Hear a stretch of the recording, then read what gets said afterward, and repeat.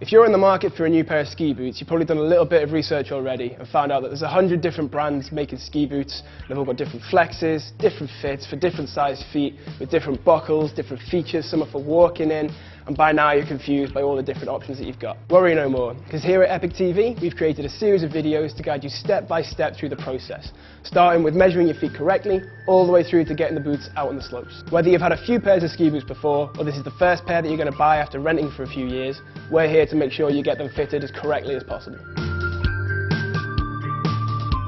The first thing you'll need to do is correctly measure both of your feet. The best method is to get an outline of each foot, and the easiest way to do this is stand on a blank piece of paper, bend your knees so you're in a skiing position, and have a friend draw around the outside of your foot, making sure to keep the pen or pencil as upright as possible to get the best results. If you haven't got anyone willing to draw around your foot, you can do it yourself by bending down and doing each one individually. Make sure you keep pressure even to get the best results possible. Once you have the outline of both feet, you need to measure two things. The first is the length from the very back of the heel to the tip of the big toe in centimetres. Next, you'll need to measure the last of your foot. This is the width from the widest 2 points in millimetres. The final measurement you need to take is going to be the height of your arch. A general rule is to place 3 fingers underneath the arch and note how far they get. If you can barely get them under at all, you have what's considered flat feet.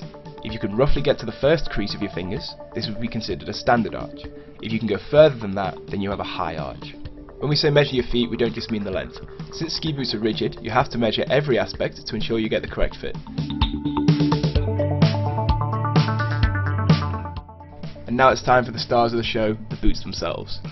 When choosing a boot, remember there are generally 3 types: touring boots, hybrid boots, and alpine boots, and each of them have different specific functions. The type of boot you need largely takes into account what you are going to be using it for. If you're going to be hopping on lifts and coming down pisted runs and side country lines before getting on the lift again, alpine boots are ideal, with their solid construction, powerful energy transfer, and aggressive stance. If you're going to be touring for 2 or 3 days at a time, you'll be needing a dedicated touring boot, with a sticky rubber hiking sole, compatibility with technical bindings, and a full range of movement in the cuff for easier hiking and climbing on uneven terrain. These boots are also the lightest weight boots on the market to make it easier on your legs on the way up. Hybrid boots combine the best of both alpine and touring boots, with a focus more towards skiing performance than hiking flexibility. They have various mechanisms for allowing easier hiking, and are best for skiers who stick to the pistes most of the time, but still want the ability to go for a hike should the snow conditions demand it. Once you've chosen a style of boot, it's time to see which is best for your foot type. These 3 boots are all hybrid boots with a 130 flex, but they all fit different types of feet.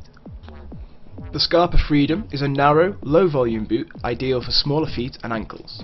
The K2 Pinnacle has more of a standard fit, which is appropriate for the majority of people's foot shape. And the Atomic Waymaker has a wide fit with a high-volume interior, including a stretchy panel on one side for feet that would normally struggle to fit into any boots at all. Once you know which boot is going to fit correctly, you need to figure out what kind of a flex you want to get the boot in. Generally speaking, a softer flex is better if you're lighter weight or doing freestyle and cruising piste instead of aggressive lines. A stiff flex is better if you're going to be doing aggressive skiing down tight couloirs on steep terrain, or you're using big aggressive powder skis which need a stiffer flex to control them.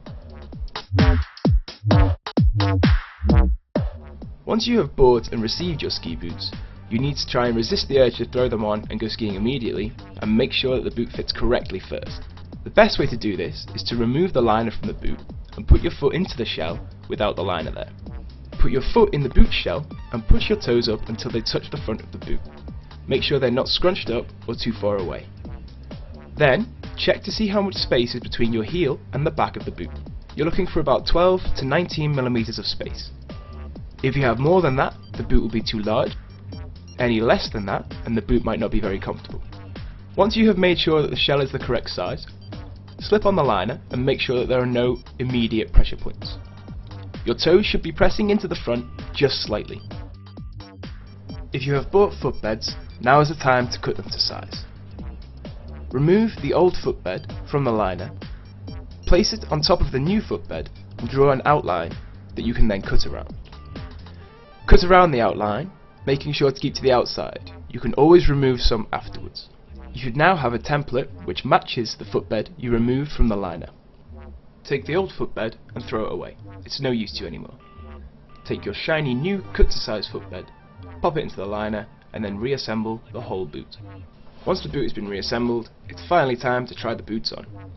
We always recommend that you buckle up from the bottom first, ensuring you only put mild pressure so as not to clench your foot together. Fasten all the way to the top and then give your heel a bang to make sure it is seated in the correct position.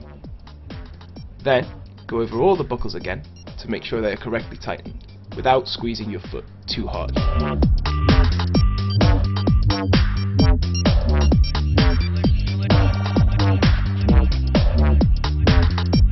Once you have had the boots on for a short time, you might notice some mild pressure in certain areas of your foot. Notable problems usually include the balls of your feet, the top of your foot, and the ankle bones. This is normal, and we can usually target these areas by heat molding the liner and removing some padding to make them more comfortable. Take a hairdryer, set it to the medium setting, and pop it into the liner and leave it there for several minutes. Try not to leave it for too long or you may damage the liner.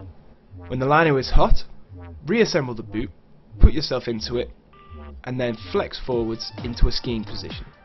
Bring a book or put the TV on because you're going to be here for a short time. Once the liner is cooled, your boots should be ready to go. All that's left to do is get them out onto the hills, click into your skis and get going. Remember, with all ski boots, they do need to be broken in, so the first 2 or 3 days aren't going to be the best. But as they break in, they should become more and more comfortable.